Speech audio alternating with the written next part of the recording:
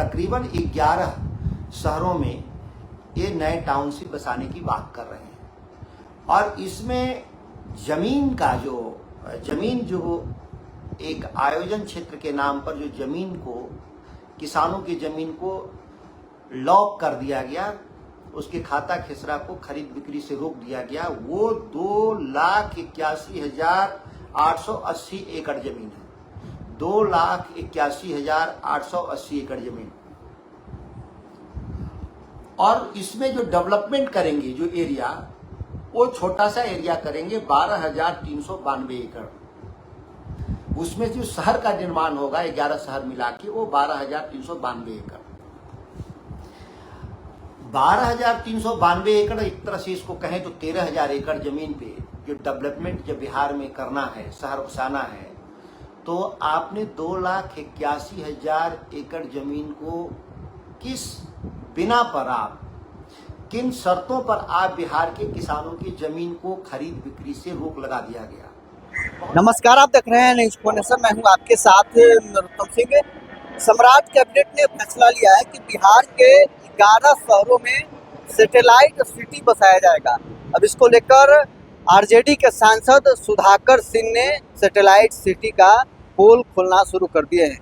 उन्होंने आरोप लगाया है कि सैटेलाइट सिटी के नाम पर किसानों को तंग और तबाह करने की स्थिति सरकार बना रही है।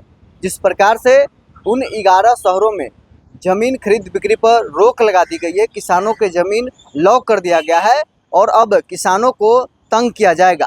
क्या कुछ आरजेडी के सांसद सुधाकर सिंह का कहना है, छोड़ जाते हैं आपको इस वीडियो के साथ।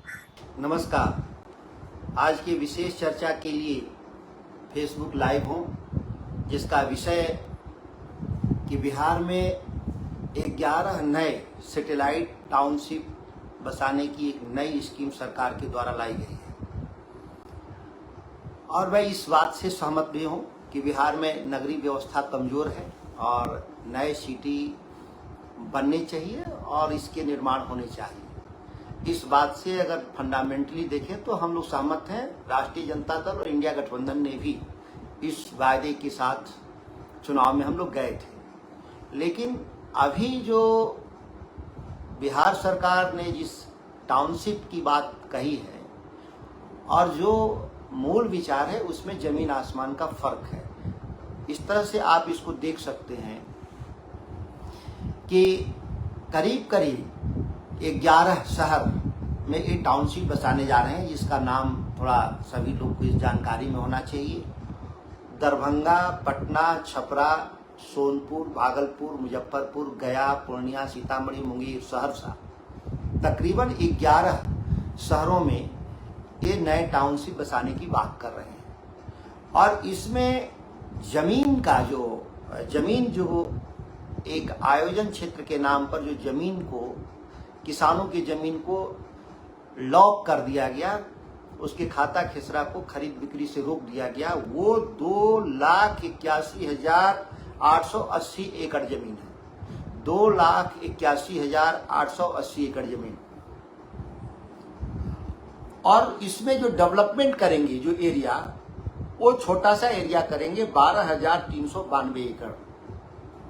उसमें जो शहर का निर्माण होगा 11 शहर मिला के वो 12,392 एकड़।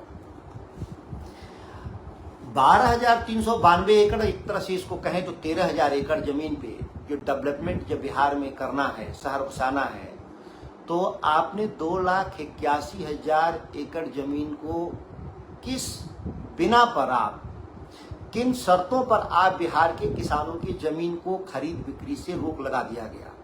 बहुत चिंता का विषय ये है कि 2,81,000 एकड़ बिहार जैसे, जहां प्रति व्यक्ति जमीन की उपलब्धता 0.39 डिसमिल है।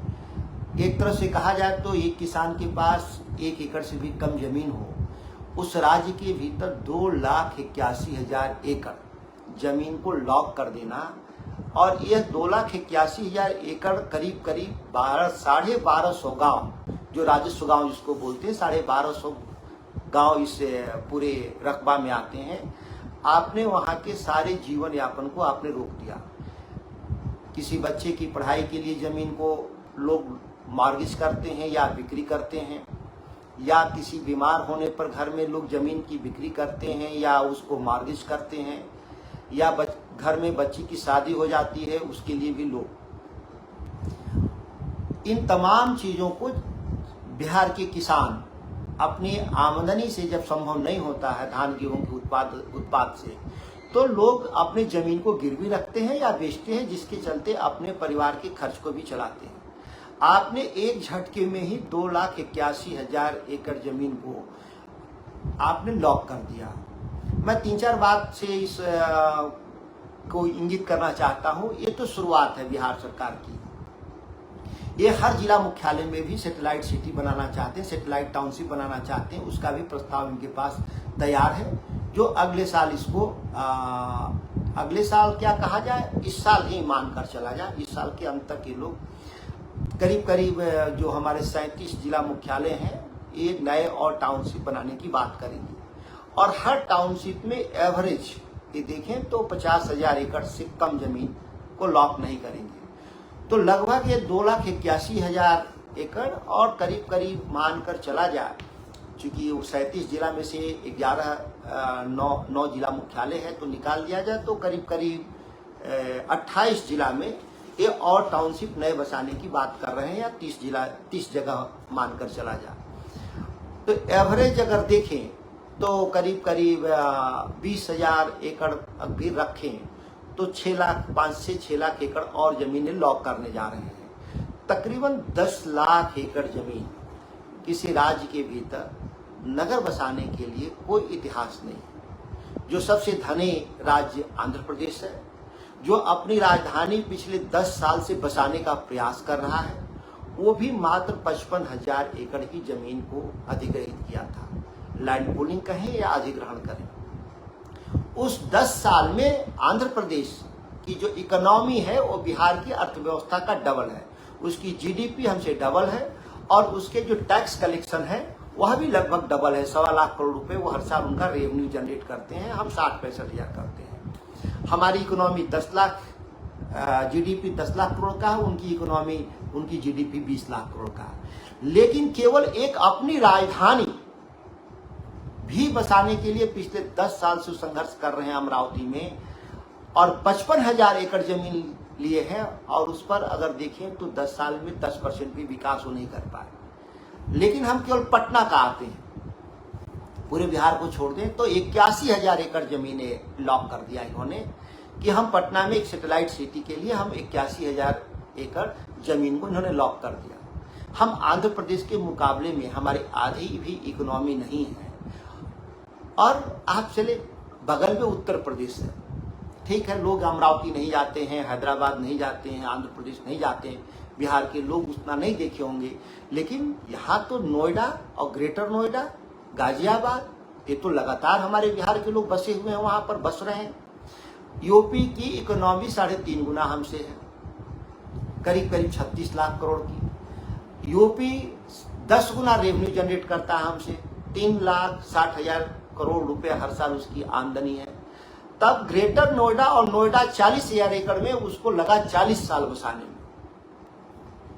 ग्रेटर नोएडा 40,000 एकड़ बसाने में उत्तर प्रदेश को 40 साल लगे जी, वो हमारे इकोनॉमी से 3.5 गुना बड़ा है।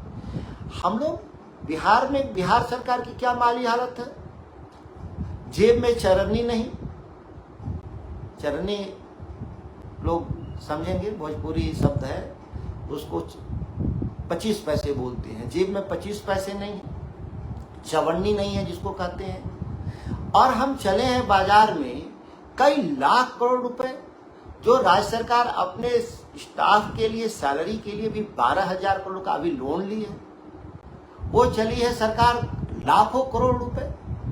नहीं, ये सरकार शहर बसाने के लिए संघर्षरत नहीं है। इसका मूल उद्देश्य है बिहार के किसानों की जमीन का लूट लेना। पहले गांव में अभी भी सोना चमकाने वाले ठग जाते हैं। गांव में गांव की जो महिलाएं होती हैं, गरीब महिलाएं होती हैं, या जो किसान की घर की औरतें होती हैं, जो बाजार रोज नहीं जा पाती हैं, या कभी साल में कभी गई या कभी नहीं गई, तो ये ठग जाते हैं, कहते हैं कि आपका सोना हम चमका देंगे। और वो सोना चमकाने में सोना का जो हार होता है या जो उसकी अंगूठी होते हैं वो एक तेजाब में उसको डालता है लोग और उस चमकता हुआ निकलता है, लेकिन उस तेजाब से सोना जो उसकी जो वजन होता है सोने का वह आधा घट जाता है। तो ये ठगी का काम फ्रॉड लोग करते हैं गांव में। ठीक बिहार सरकार भी उसी ठगी का दिमाग इसमें लगाई है कि आपको जो जमीन दीजिएगा उसका 55% आपको देंगे और 45% हम अपने पास रख लेंगे विकास के नाम पर। अद्भुत बात है। हमारी जमीन हमसे आप लीजिएगा और विकास के लिए 45% जमीन कटौती कर लीजिएगा, 55% की ओर हमको वापस करिएगा। ये कौन सा गणित है? हम लोग आज से नहीं देख रहे हैं। बिहार में पटना शहर बसाया जा रहा था तो राजीव नगर कॉलोनी बसानी थी 800 एकड़ पर। 800 एकड़ जमीन का नोटिफिकेशन हुआ, किसानों का मुआवजा नहीं मिला, किसान लाचार हो कि उन जमीनों को औने पौने बेचा माफियाओं को, और जिला प्रशासन और पुलिस के लोगों ने मिल करके अवैध निर्माण कराया राजीव नगर। और रोज बिहार सरकार का बुलडोजर जाता है घरों को ढहाने के लिए। और इस तरह का वो बिहार सरकार स्कीम कई शहरों में लाई थी, गया कई जगह, लेकिन कहीं ये सफल नहीं हुए। क्यों सफल नहीं हुए बिहार सरकार के लोग? क्योंकि बिहार सरकार की मंशा स्पष्ट नहीं है कि वो करना क्या चाहते हैं। स्पष्ट मंशा ये होती तो सरकार सीधे सीधे जमीन का अधिग्रहण करती, जो अधिग्रहण के कानून 2013 के बने हुए हैं, जमीन अधिग्रहण कानून, और अधिग्रहण करके सीधे सीधे जमीन परचेज कर लेती किसानों की सहमति से, और फिर वो शहर के बसाने के लिए जो जरूरी इंफ्रास्ट्रक्चर था उस पर इन्वेस्टमेंट करती।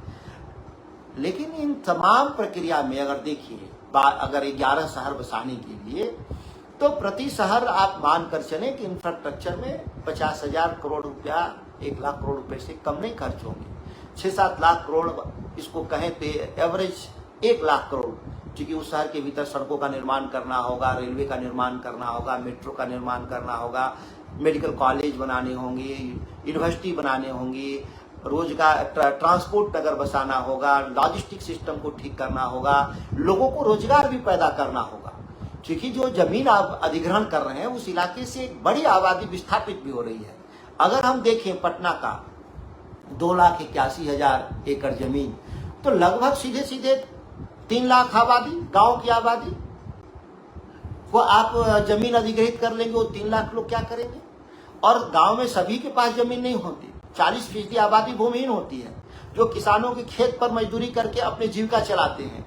आप एक साथ 275 गांव की खेती को आप बंद कर देंगे, जमीन का बिक्री और खरीद बंद कर देंगे, मार्गेज बंद कर देंगे, तो उत्पादन के से प्रभावित होने से जो किसानों की जो आमदनी जाएगी वो अलग, उस पर आजीविका चलाने वाले जो भूमिहीन किसान हैं 40% उनकी आजीविका जाएगी अलग। और आप कब तक इसको विकसित कर देंगे, यह भी आपके पास टाइमलाइन नहीं है। क्योंकि पिछला तो रिकॉर्ड है कि आपने राजीव नगर को 40-50 साल में भी आप विकसित नहीं कर पाए। आप गया का टाउनशिप देख लें, आप दरभंगा का टाउनशिप देख लें, मुजफ्फरपुर का टाउनशिप देख लें, आपसे विकसित नहीं हुआ। ठीक है, आप प्राइवेट पार्टी को, अडानी को बुलाएंगे, अंबानी को बुलाएंगे, टाटा को बुलाएंगे, लेकिन तब ना वो आएंगे जब आप जरूरी इंफ्रास्ट्रक्चर वहां पे खड़ा कर लेंगे। और जरूरी इंफ्रास्ट्रक्चर के लिए भी मिनिमम 11 शहर के लिए 5 से 6 लाख करोड़ रुपए चाहिए। अब ये 5 से 6 लाख करोड़ रुपए कब आपके पास होंगे? जिस राज्य के पास अपने जरूरी खर्चे के लिए भी पैसे नहीं है, गांव गरीब आदमियों के वृद्धा पेंशन तक नहीं गए, अभी छात्रों के स्टूडेंट क्रेडिट कार्ड नहीं गए, जिसकी कल हम थोड़ी चर्चा किए थे। सवाल पैदा होता है कि जिस राज्य सरकार के पास आमदनी चवन्नी नहीं है और वो खर्चा रुपया के बारे में सोच रही है, वो करे, उसको जो जुआ खेलना है राज्य सरकार को, इससे कोई लेना देना नहीं हम लोग। लेकिन यह जुआ किसानों के मत्थे क्यों आप खेल रहे हैं? किसानों के भविष्य को बर्बाद करके क्यों खेल रहे हैं? किसानों के जो बच्चे हैं, जो स्कूल पढ़ने जाते हैं, जो बच्चियां जिनकी शादी का उम्र हो गया, जो बूढ़े बीमार हो गए, उनकी सारी खर्चे वो इन्हीं जमीन के आमदनी से होता। आप पूरे बिहार में 2,81,000 एकड़ को लॉक कर दिया। आप कर्ज के लिए वर्ल्ड बैंक गए हैं, मैंने कोई अखबार में पढ़ रहा था कि आप 5,000 करोड़ रुपए वर्ल्ड बैंक से लाएंगे। ये 5,000 करोड़ रुपए क्या होगा? इस 5,000 करोड़ से क्या होगा? नीतीश कुमार के राज में, भाजपा के राज में तो एक एक पुल के निर्माण के लिए 5-5 हजार करोड़ की पुल बन रही है पटना में। तो ये पूरे बिहार में नगर कैसे बचा देंगे 5,000 करोड़ में? सोनपुर को ही एक ये नगर बसाना चाहते हैं, तो 5,000 करोड़ में कैसे बस जाएगा? किसी शहर को बसाने के लिए एयरपोर्ट का विकास किया जाता है, एयरपोर्ट में ही 5,000 करोड़ रुपये चला जाता है। मेट्रो शहर बनाया जाए, मेट्रो लाइन बिछाया जाता है, वो भी 5,000-10,000 करोड़ रुपये लग जाता है। रेलवे का कनेक्टिविटी देते हैं, बस अड्डा बनाते हैं, ट्रांसपोर्ट नगर बसाते हैं, इंडस्ट्री के लिए जगह देते हैं, सर्विस सेक्टर के लिए जमीन देते हैं। तो ये तमाम चीजों के लिए जो निवेश है प्रति शहर 50,000 करोड़ मिनिमम मान लीजिए, इसको हम मान के चलते हैं, तो 11 शहर में 5.5 लाख करोड़ 6 लाख करोड़ रुपए आपको जरूरत होगा। ना आपके पास 5 लाख करोड़ रुपए होंगे, ना आपसे शहर विकसित होंगे, लेकिन बिहार के किसानों को 2,81,000 एकड़ जमीन आप जरूर लूट लेंगे। जिस तरह से राजीव नगर एक उदाहरण है पटना के बीच में, कि किस तरीके से आपने वहां के किसानों को उजाड़ा, लाचारी में वो ब्लैक में जमीन बेचे दलालों के मार्फत, और उस पर पुलिस से मिलकर लोगों ने घर बनाया। घर बनाने वाला भी परेशान, जमीन बेचने वाला भी परेशान, और सरकार का बुलडोजर भी घूम रहा है। कई बार मैं गया भी हूं वहां पे लोगों के साथ एकजुटता प्रदर्शित करने के लिए। सवाल यह है कि बिहार में, इसी पर मैंने कहा था कि बिहार सरकार के पास चवन्नी की आमदनी नहीं है और आप चले हैं रुपया में खर्च करने की बात, ये संभव नहीं है। और मैंने कहा कि ये तो फर्स्ट फेज है, इसी साल के अंत तक 28-30 शहरों के लिए और टाउनशिप में बस